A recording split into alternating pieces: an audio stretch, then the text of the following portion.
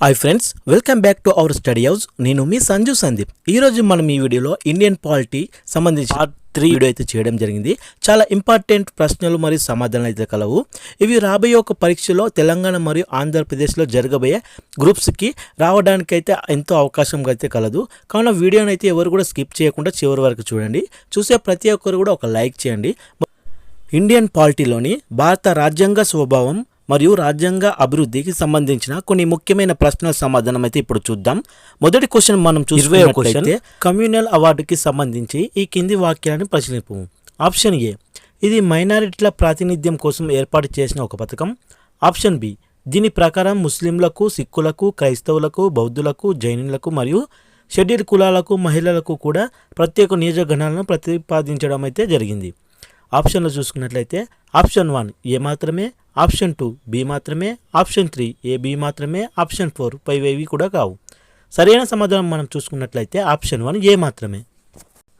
Next question చూసినట్లయితే 21వ question, భారత ప్రభుత్వ చట్టం 1858 ద్వారా ఏర్పడిన కౌన్సిల్ ఆఫ్ ఇండియాను ఈ కింది ఏ చట్టం ద్వారా రద్దు చేశారు? ఆప్షన్ 1 భారత ప్రభుత్వ చట్టం 1919, ఆప్షన్ 2 భారత ప్రభుత్వ చట్టం 1935, ఆప్షన్ 3 భారత ప్రభుత్వ చట్టం 1942, ఆప్షన్ 4 భారత స్వతంత్ర చట్టం 1947. సరైన సమాధానం మనం చూసినట్లయితే ఆప్షన్ 2 భారత ప్రభుత్వ చట్టం 1935. నెక్స్ట్ క్వశ్చన్ చూసినట్లయితే 22వ క్వశ్చన్, దేశంలో ప్రావిన్స్లలో ద్విసభ పద్ధతిని ఈ కింది ఏ చట్టం ద్వారా ప్రవేశపెట్టారు? ఆప్షన్ 1 భారత కౌన్సిల్ చట్టం 1909, ఆప్షన్ 2 భారత ప్రభుత్వ చట్టం 1919, ఆప్షన్ 3 భారత ప్రభుత్వ చట్టం 1935, ఆప్షన్ 4 భారత స్వతంత్ర చట్టం 1947. సరైన సమాధానం మనం చూసుకున్నట్లయితే ఆప్షన్ 3 భారత ప్రభుత్వ చట్టం 1935. నెక్స్ట్ క్వశ్చన్ చూసినట్లయితే 23వ క్వశ్చన్, ఈ క్రింది ఏ ప్రావిన్స్లలో ద్వివిధ శాసనసభ విధానాన్ని భారత ప్రభుత్వ చట్టం 1935 ద్వారా ప్రవేశపెట్టారు? Option A Bengal, option B Bombay, option C Madras, option D united provinces. ఆప్షన్లు చూసుకున్నట్లయితే ఆప్షన్ 1 ఏబిసి మాత్రమే, ఆప్షన్ 2 ఏబి మాత్రమే, ఆప్షన్ 3 బిసిడి మాత్రమే, ఆప్షన్ 4 పైవన్నీ కూడా. సరైన సమాధానం మనం చూసుకున్నట్లయితే ఆప్షన్ 4 పైవన్నీ కూడా. నెక్స్ట్ క్వశ్చన్ చూసినట్లయితే 24వ క్వశ్చన్, భారత ప్రభుత్వ చట్టం 1935కి సంబంధించి ఈ కింది వాక్యాలను పరిశీలింపము. ఆప్షన్ ఏ అఖిల భారత సమాఖ్య ఏర్పరిచారు, ఆప్షన్ బి ప్రావిన్స్లో ద్వంద్వ పాలనను రద్దు చేశారు. ఆప్షన్లు చూసినట్లయితే ఆప్షన్ 1 ఏ మాత్రమే, ఆప్షన్ 2 బి మాత్రమే, ఆప్షన్ 3 ఏ బి మాత్రమే, ఆప్షన్ 4 పైవేవి కూడా కావు. సరైన సమాధానం మనం చూసుకున్నట్లయితే ఆప్షన్ 3 ఏ బి 2 కూడా సరైనవి. నెక్స్ట్ క్వశ్చన్ చూసినట్లయితే 25వ క్వశ్చన్, ఈ క్రింది ఏ ప్రతిపాదనను దివాలా తీస్తున్న బ్యాంకు మీద ముందస్తు తేదీని వేసిన ఒక చెక్కు అని మహాత్మా గాంధీ వ్యాఖ్యానించారు? ఆప్షన్ 1 వేవేల్ ప్రణాళిక, ఆప్షన్ 2 కేబినెట్ రాయబారం, ఆప్షన్ 3 క్రిప్స్ సిఫార్సులు, ఆప్షన్ 4 సిఆర్ ఫార్ములా. సరైన సమాధానం మనం చూసుకున్నట్లయితే ఆప్షన్ 3 క్రిప్స్ సిఫారసులు. నెక్స్ట్ క్వశ్చన్ చూసినట్లయితే 26వ క్వశ్చన్, రాజ్యాంగ పరిషత్తు భావనను మొదటిసారిగా ఎవరు ప్రకటించారు? Option 1 MN Roy, option 2 Motilal Nehru, option 3 Mahatma Gandhi, option 4 Jawahar Lal Nehru. సరైన సమాధానం మనం చూసుకున్నట్లయితే option 1 MN Roy. Next question చూసినట్లయితే 27వ క్వశ్చన్, ఈ క్రింది వేసి సిఫారసుల మేరకు రాజ్యాంగ పరిషత్ ఏర్పాటు చేయబడింది? ఆప్షన్ 1 క్రిప్స్ రాయబారం, option 2 cabinet committee, option 3 Nehru report, option 4 Simla సమావేశం. సరైన సమాధానం మనం చూసుకున్నట్లయితే option 2 cabinet committee.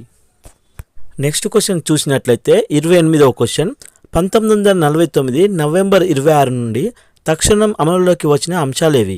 Option A పౌరసత్వం, ఆప్షన్ బి రాష్ట్రపతి ఎన్నిక, ఆప్షన్ సి ప్రాథమిక హక్కులు, ఆప్షన్ డి ప్రమాణ స్వీకారాలు. ఆప్షన్లు చూసుకున్నట్లయితే ఆప్షన్ 1 ఏబిసి మాత్రమే, ఆప్షన్ 2 ఏసిడి మాత్రమే, ఆప్షన్ 3 ఏబిడి మాత్రమే, ఆప్షన్ 4 పైవన్నీ కూడా. సరైన సమాధానం మనం చూసుకున్నట్లయితే ఆప్షన్ 3 ఏబిడి మాత్రమే. నెక్స్ట్ క్వశ్చన్ చూసినట్లయితే 29వ క్వశ్చన్, ఈ కింది అంశాలని గమనించండి. ఆప్షన్ ఏ గవర్నర్ వ్యవస్థ, ఆప్షన్ బి అత్యవసర అంశాలు, ఆప్షన్ సి న్యాయ వ్యవస్థ, ఆప్షన్ డి ప్రజా ప్రయోజనాల వాద్యం.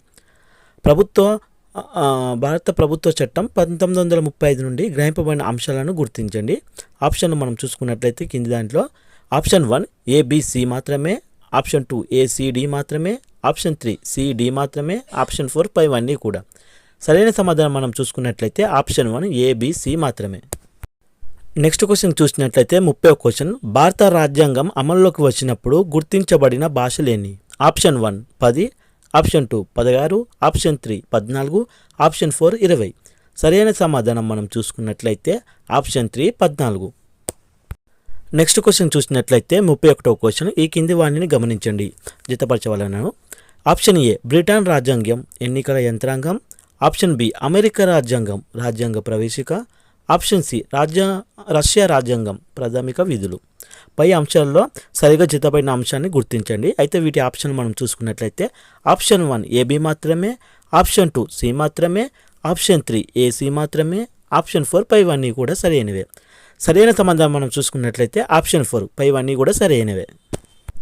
నెక్స్ట్ క్వశ్చన్ చూసినట్లయితే 32వ క్వశ్చన్, పార్లమెంటరీ తరహా ప్రభుత్వానికి సంబంధించి ఈ కింది అంశాలను పరిశీలించండి.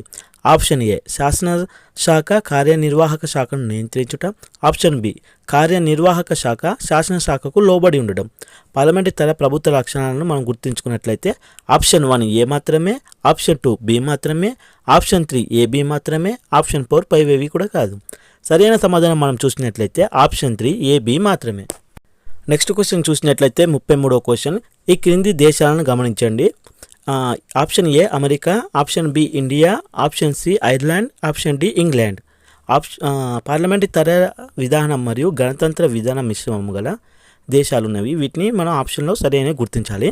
ఆప్షన్ 1 ఏబిడి మాత్రమే, ఆప్షన్ 2 బిసి మాత్రమే, ఆప్షన్ 3 ఏబిసి మాత్రమే, ఆప్షన్ 4 పైవన్నీ కూడా. సరైన సమాధానం మనం చూసుకున్నట్లయితే ఆప్షన్ 2 బీసీ మాత్రమే. నెక్స్ట్ క్వశ్చన్ చూసినట్లయితే 34వ క్వశ్చన్, ఈ క్రింది దేశాలను పరిశీలించాలి. పార్లమెంటు సార్వభౌమాధికారం మరియు న్యాయశాఖ ఔన్నత్య మిశ్రం గల దేశాలు ఇవి. వీటి ఆప్షన్ ఏ చూసినట్లయితే భారతదేశం గాను, ఆప్షన్ బి అమెరికా గాను, ఆప్షన్ సి బ్రిటన్ గాను ఉన్నాయి. అయితే ఈ ఆప్షన్లో సరైన చూసుకున్నట్లయితే ఆప్షన్ 1 ఏ మాత్రమే, ఆప్షన్ 2 బీసీ మాత్రమే, ఆప్షన్ 3 ఏసీ మాత్రమే, ఆప్షన్ 4 5 అన్నీ కూడా. సరైన సమాధానం మనం చూసుకున్నట్లయితే ఆప్షన్ 1 ఏ మాత్రమే. నెక్స్ట్ క్వశ్చన్ చూసినట్లయితే 35వ క్వశ్చన్, క్రింది అంశాలను గమనించండి. ఆప్షన్ ఏ ద్విసభ విధానం, ఆప్షన్ బి స్వతంత్ర న్యాయ వ్యవస్థ, ఆప్షన్ సి లిఖిత రాజ్యాంగం, ఆప్షన్ డి కేంద్ర రాష్ట్రాల మధ్య అధికార విభజన. పై అంశాలలో సమాఖ్య లక్ష్యాలను మనం సరిచూసుకున్నట్లయితే ఆప్షన్ 1 ఏబిసి మాత్రమే, ఆప్షన్ 2 సిడి మాత్రమే, ఆప్షన్ 3 బిసిడి మాత్రమే, ఆప్షన్ 4 పైవన్నీ కూడా. సరైన సమాధానం మనం చూసినట్లయితే ఆప్షన్ 4 పైవన్నీ కూడా. నెక్స్ట్ క్వశ్చన్ చూసినట్లయితే 36వ క్వశ్చన్, భారతదేశం ఏక పౌరసత్వ విధానాన్ని ఏ దేశం నుండి గ్రహించింది? Option 1 America, option 2 Britain, option 3 Australia, option 4 Ireland. సరైన సమాధానం మనం చూసుకున్నట్లయితే ఆప్షన్ 2 బ్రిటన్. చూశారు కదా ఫ్రెండ్స్, ఈ వీడియోలో భారత రాజ్యాంగ స్వభావం మరియు రాజ్యాంగ అభివృద్ధికి సంబంధించిన కొన్ని ముఖ్యమైన ప్రశ్నల సమాధానాలు. అయితే వీడియో నచ్చితే ప్లీజ్ అలా చూసి వెళ్ళిపోకుండా ఒక లైక్ చేయండి, షేర్ చేయండి, సబ్స్క్రైబ్ చేసుకోవడం మాత్రం మర్చిపోకండి ఫ్రెండ్స్.